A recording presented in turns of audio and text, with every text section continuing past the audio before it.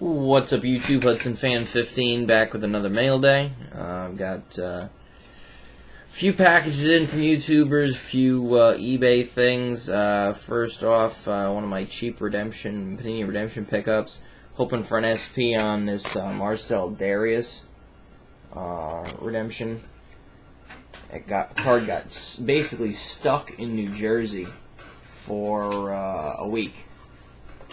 Guy sent it. I know he sent it. Scanned in, sat there for a week, didn't move, and then like 2 days later it got to me. Haven't decided what I'm going to do with this yet. Might go to one of my many Patriots fan friends, but I thought this was a good deal for what I got this for. It took the seller forever to ship though. 2011 Topps Legends Aspiring Legacies Jumbo 3-color patch number 405 of Stevan Ridley. Brutal glare. Sorry about that. So, it's a nice card. Like I said, I'm kind of got it in the set-aside stack, but I don't know for who yet. A couple PC pickups. 2006 Allen Ginter base PSA Gem Mint 10 of Hudson. Don't have nearly enough grading, in my opinion. And then finally found one of these. I still paid about $4 more than I really wanted to, but I got the best deal so far on eBay on one of these. This one's number 39 of 50. It's one of the Gold Rush Redemption, Rapper Redemption autos from 2012 Topps. So I got the regular and then the auto. So, still haven't paid attention enough to know how that whole redemption program works, but it is what it is. I was discussing this card with somebody at the show. It was one of the local dealers who does a lot of MMA stuff. And I said if you could find one of the Leaf ones with the full auto that I'd be interested, but right now I'm really just looking for anyone for the collection. And I come home and I just searched the name Gina Carano, and I find one of these for $27 shipped, which is anywhere from $8 to $23 less than what the other autos of hers are selling for, or have sold for. In fact, one of these with the non-auto version of this card sold for about $55. So it was titled a little screwy, and so that's probably why it sold for what it did. Well, that and the fact that I just happened to time it right, where it hadn't even been up, I think, like 5 hours yet. But that is one that I have been wanting desperately for the collection for a very long time. It's numbered 339 out of 492. Looking forward to The Ultimate Fighter live tonight. Season premiere, 9 o'clock. And digging the Ronda Rousey win. If you guys haven't seen that, look up Ronda Rousey, Miesha Tate fight from this past Saturday's Strikeforce, and it's kind of awesome. Next up, Anthony, funkydiabetic1 with an unexpected package here. Anthony writes, Tom, here are some cards for the Colts PC. I hope you can use some of them. Thanks again for that box of 2011 Topps. I still can't believe I pulled the Wade Boggs Diamond Die Cut 55 of 60. Well, 55 of 60 is the black parallel, which those are nice. That was so awesome. Keep the great videos coming. All the best, Anthony, funkydiabetic1.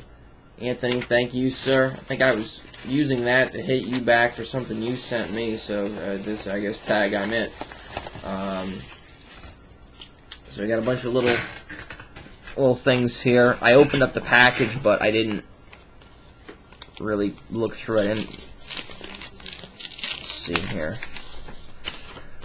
This is a All Wrestling Autos AWA number 7 of 24 of Anthony. So that is YouTube PC all the way there. That'll get scanned and put into the YouTube PC or other, whatever I have it called, portion of the bucket. Boy, there's not any numbering, so I'm just gonna take them as they fell out of the package here. Okay, so there's a lot of different things in this. I've got a DeLone Carter Topps rookie, DeLone Carter Studio Rookies Gold, I'm assuming, 258 out of 500. Anthony Costanzo O Parallel from Gridiron Gear rookie out of 250. Rookies and Stars Rookie Revolution of DeLone Carter. And you are going to piss off Jay, 0310 LSU Tiger, because he texted me specifically like 2 weeks ago saying that, asking me if I had picked up this card, and he said, well, I said no, and he said, well, good, don't bother. And lo and behold, the 2012 Topps Gold Sparkle Parallel Tim Hudson. So he had gone out apparently and picked up one of these for me, and you beat him to the punch sending it, because I basically told him, like, don't bother sending just the one card. It's not worth the postage to do it, which is exactly the reason why I don't own one yet. So Jay, you were first to call it, but Anthony beat you to it. I've got a triple here. Jamie Harper, Taiwan Jones, DeLone Carter insert from Topps Prime, and also from Topps Prime 49 of 318, the I'm assuming base version, silver version, DeLone Carter jumbo jersey. I have that Torrey Smith for Kelly. That's the gold version of 50. That's how I know it's a parallel. And this may have been a card I contacted you about. Pretty sure it is. 2011 Gridiron Gear Crash Course Dual Jersey 22 of 250. Dwight Freeney and Chris Johnson. So, it's a nice looking card there. I like that design. I really hadn't seen a lot of that specific subset out there. I don't know why. Maybe I'm just missing them. It might just be me, but it's just an interesting design to it. So, Anthony, thank you very much for sending all those my way. As I said, I'm taking this as tag I'm it, and I'll see what I can find of Boggs for you. I know that's your super PC. Next up, we've got a package from Distemic. Micah, good to see you back making videos after a little computer fiasco. Starting off with, I guess this is produced by a company called Corinthian in 1996. It's a little mini statue of Marshall Falk. One of these kind of like caricature big head deals. Got a big head and little arms. It's one of my wife's favorite lines from a cartoon recently. Micah told me for sure about one of these. I'll leave that to the end. 31 out of 250. Fabric of the Game jersey of DeLone Carter. Just picked one of those up at the show. I hope you didn't pay this much for this card when you left the price tag on it. Peyton Manning, Phillip Rivers, dual jersey, 77 of 200. Get to my Manning thoughts in a moment. Bowman Sterling, Mike McNeil, sticker auto.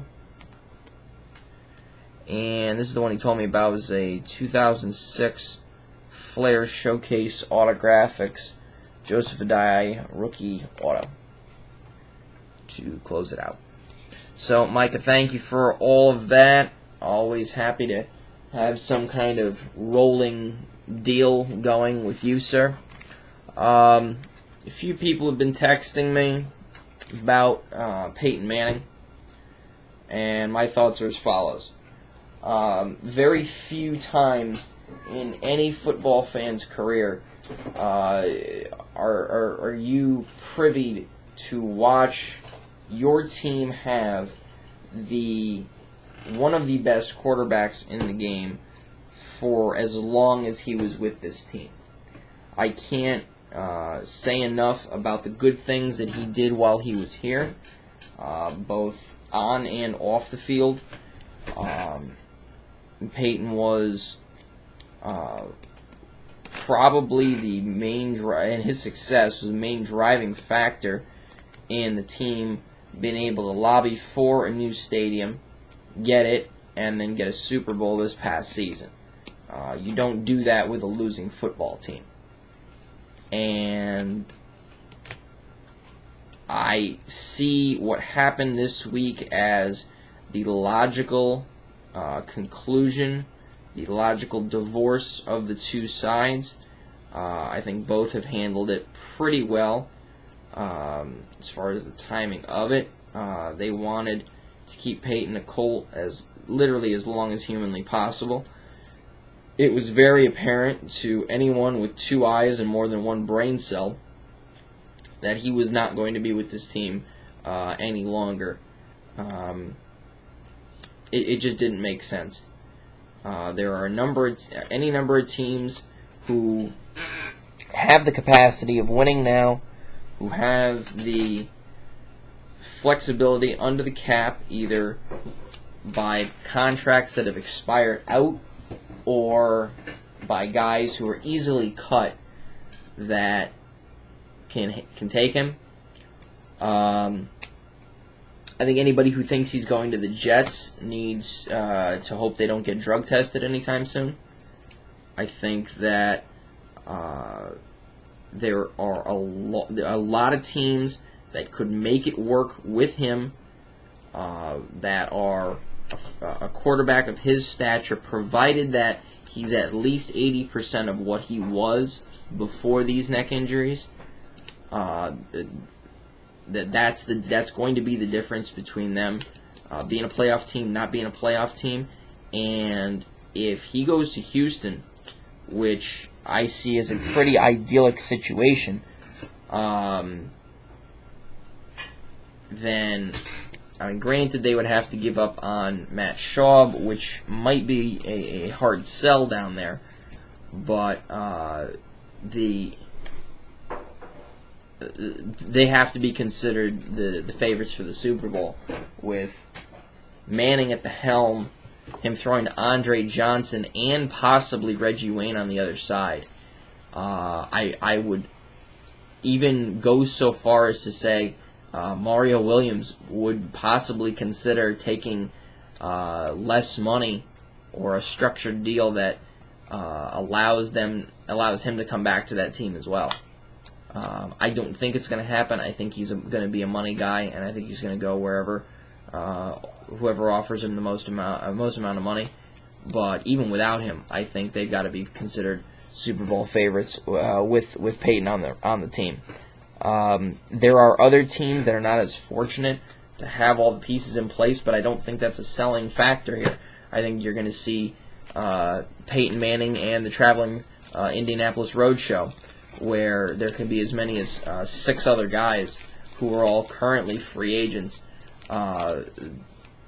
following him around, all on the offensive side of the ball.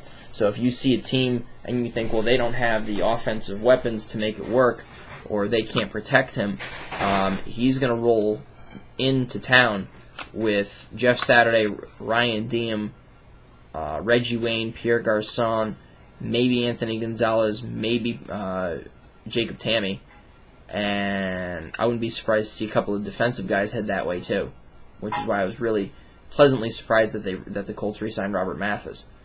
But there's guys like Philip Wheeler and whatever that could be on the radar. So in Kansas City has been gaining steam. Arizona, I don't think you can rule them out because Peyton and Ken Wisenhunt have a good relationship. It's just going to be a matter of was in Hunt and the GM getting the owner to pony up the money. And that would probably also involve cutting Kevin Colbin his $8 million that he's due this year. There's a lot of teams. Miami could be an attractive situation. It depends on how Peyton approaches how he wants to spend the last few years of his career. If he wants an easy path to more playoff appearances, I don't think there's a snowball's chance in hell he's going to go to Miami, because he's not going to want to play the majority of his late schedule road games in Buffalo, New York, and Foxborough. Cold weather, a lot of wind, precipitation. Not an ideal situation for a guy with nerve issues, as any of you who have physical ailments of that type would know. And then the argument has to be made of, does he really want to face Tom Brady twice a year for the remainder of his career? Some people that think that the two of them kind of are a yin yang, where they've defined each other's careers. Others will say, and this would be my mentality, that if I could go with a team that has a chance to win, and maybe the only time I face Tom Brady all year is in an AFC Championship game, I'd rather take that path than get knocked down a couple of pegs just to run up against this guy over and over again. I keep hearing he wants to go to an AFC team, which eliminates some of the other fringe teams that I considered. Seattle, the ownership in Minnesota is too bad. Washington, I think they've already ruled out. Somebody actually tried to sell Dallas to me at work, and I said, "You're out of your minds." Jerry Jones is nuts, but he's not that nuts. So I am not sad. I kind of saw this coming, waiting for the Andrew Luck era to begin, and I hope everybody understands the perspective of a Colts fan who's been a Colts fan before Peyton, will be after Peyton, and understands the history of the team, in that they don't show a lot of loyalty. There's not a lot of loyalty there. It's what's best for the team, and they've been doing that since before that was the kind of vogue thing to do. So unless you're willing to take less money to do the same job, they are not going to continue to employ you. So once again, I want to thank Micah, Distemic, Anthony, funkydiabetic1 for the packages. All right, YouTube, peace.